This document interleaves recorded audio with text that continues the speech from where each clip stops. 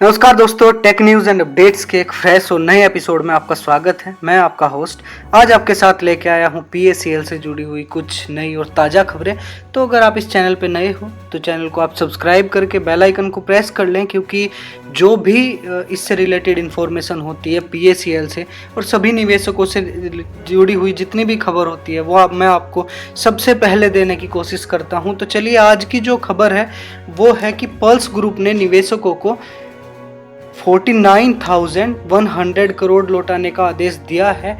मतलब 49,100 करोड़ लौटाने का जो है एक एग्रीमेंट है, साइन किया गया है। तो यह आदेश सेबी ने अगस्त 2014 में दिया था, जो नीचे मैं आपको पढ़ के बता देता हूँ। अवैध योजनाओं के जरिए निवेशकों से धन जमा करने के खिलाफ अब तक की सबसे बड़ी कार्रवाई करते हुए बाजार नियामक सेबी ने पीएसीएल लिमिटेड, मतलब पहले पल्स एग्रोटेक कॉरपोरेशन ये होता था, को 3 महीने के भीतर 49,100 मतलब 49,100 करोड़ रुपए निवेशकों को लौटाने का आदेश जो है दिया है। सेबी ने कंपनी से तुरंत अवैध सामूहिक निवेश योजना CIS को बंद करने को भी कहा है। कंपनी को 15 दिन के भीतर सेबी को यह भी बताना होगा कि पैसों की वापसी के लिए धन की व्यवस्था वो कहाँ से कर रही है। ऐसा तो नहीं है कि भाई जैसे अभी ये एक बहुत बड़ा फ्रॉड, और जो भी कह सकते हैं आप, फ्रॉड ही कह सकते हैं, जो हुआ है वापस से तो कुछ ऐसा नहीं हो रहा।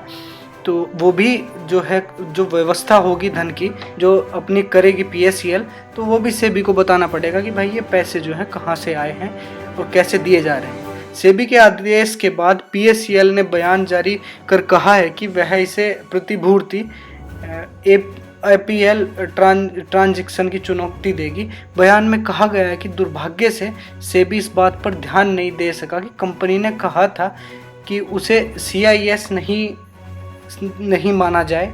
कंपनी ने कहा है, पीएसीएल ने सेबी को बैच के सामने कहा था वह CIS नहीं चला रही है।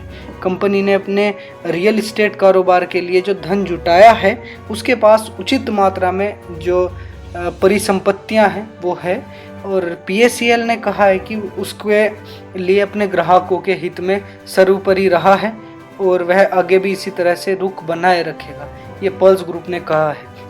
सेबी ने अपने 92 पेज जो 92 पेज का आदेश में कहा है कि कंपनी ने खुद स्वीकार किया है कि उसने 49,100 करोड़ रुपए लौटाने हैं, और अगर पीएसीएल 1 अप्रैल 2012 से 25 फरवरी 2013 के बीच जुटाए गए फंड का ब्यौरा दे तो राशि और अधिक हो सकती है।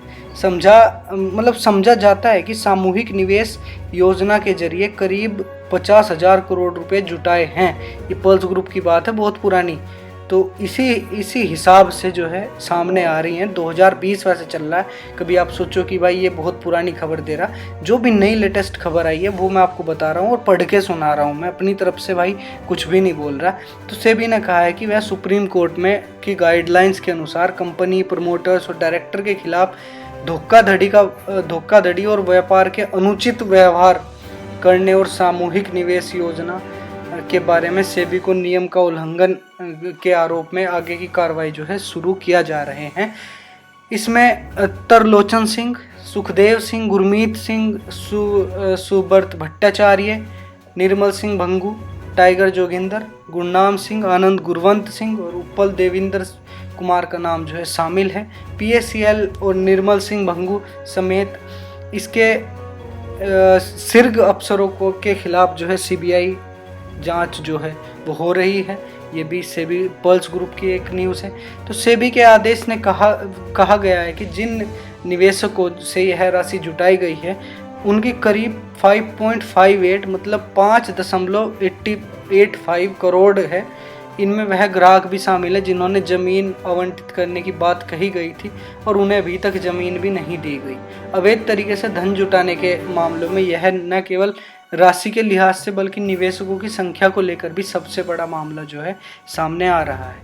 सहारा ने 25,000 करोड़ रुपए जुटाए थे जिसे अवैध करार दिया गया। सहारा के मामले में 65 लाख के जो निवेश है वो किया गया था। तो ऐसे आप देख सकते हैं कि यह मामला सेबी की जांच में घेरे में पुराने मामलों में से एक है। नियामक ने 16 साल पहले फरवरी जब 1998 में PACL से कहा था कि वह कोई योजना शुरू कर सकती है और न ही अपनी मौजूदा जो योजनाएं हैं उसके तहत फंड जुटा सकती है। कंपनी ने अपनी दलील में कहा है कि कोई अवैध योजना नहीं चला रही है और ज़मीन की खुद बिक्री में शामिल है।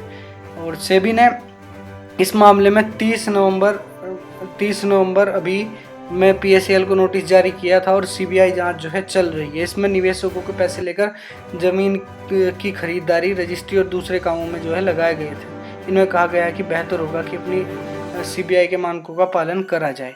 ये सारी जो न्यूज़ थी आज मैंने आपको दे दी। और भाई अगर आपको कुछ भी इसमें हेल्पफुल लगा है, आपके हिसाब से कुछ भी हेल्पफुल है, तो भाई आप इस वीडियो को लाइक कर सकते हैं, चैनल को सब्सक्राइब कर सकते हैं। बाकी अगली आने वाली वीडियो में मैं जल्द ही आपके साथ इन्फॉर्मेशन लेके आऊँगा कि भाई क्या जो है चल रहा है और कब तक पैसे मिलना शुरू हो जाएगा। वैसे एक बहुत बड़ी और अच्छी खबर आई है, वो मैं अगली वीडियो में दूंगा। तब तक के लिए थोड़ा सा इंतज़ार करिए। अपना बहुत सारा ध्यान रखिए। Bye bye, take care.